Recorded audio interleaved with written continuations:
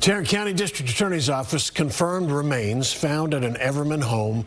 In fact, are the missing 6-year-old boy that everybody's been looking for several years now. Noel Rodriguez-Alvarez was last seen in 2022. This week, police returned to the home where his family once lived and excavated more from the backyard. His mother, Cindy Rodriguez-Singh, was charged with his murder while he was still missing.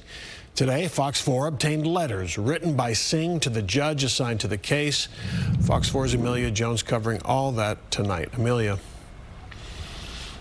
Steve, while the positive identification brings some closure as to where little Noel was, we still don't have answers on what happened to him and how he died. Meanwhile, new letters we got a hold of from his mother, Cindy Rodriguez-Singh, don't reveal what happened to him either, but it does give us some insight into her mind.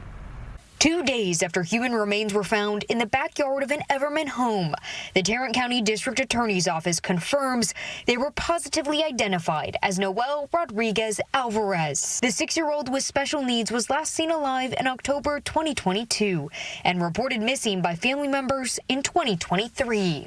During a multi-day search, authorities excavated the property where Noel once lived with his family and found his body buried in the backyard.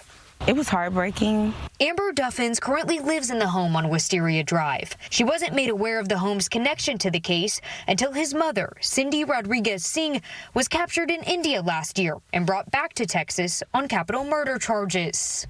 I hope he gets the proper burial. 41-year-old Rodriguez-Singh was recently ruled incompetent to stand trial. But in new letters Fox 4 got a hold of, she pleads to the judge presiding over the case that she is fit for court. The multiple letters are dated in April. Her handwriting is hard to read at times, and she does ramble. Excerpts from the letters include repeated phrases such as, "God knows I'm not a bad person.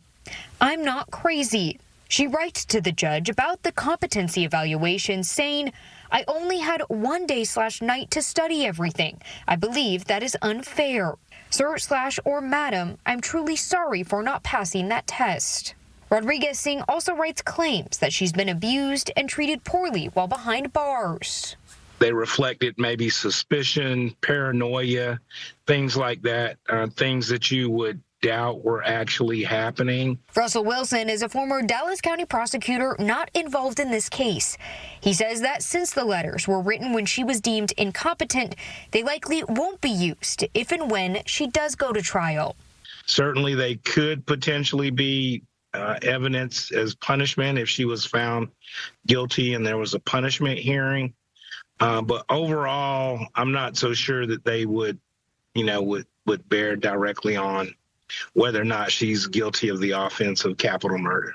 In the letters, Rodriguez-Singh does write about her children and an alleged pending Child Protective Services case, but she does not mention her son Noel. She also doesn't mention her charges for capital murder.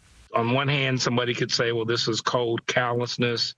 On another hand, a person may look at that and say, no, she doesn't even appreciate the circumstances that have her in the incompetency in the hospital there. Wilson says the judge can't respond to the letters, but they will make them available to both parties. In this case, putting them into the public record.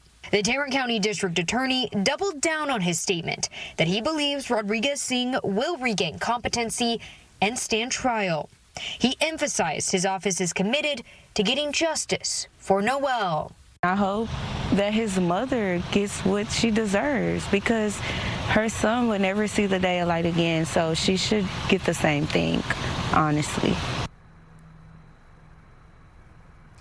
We did reach out to Rodriguez-Singh's attorney for a statement or comment about the formal identification, but we still have not received a response.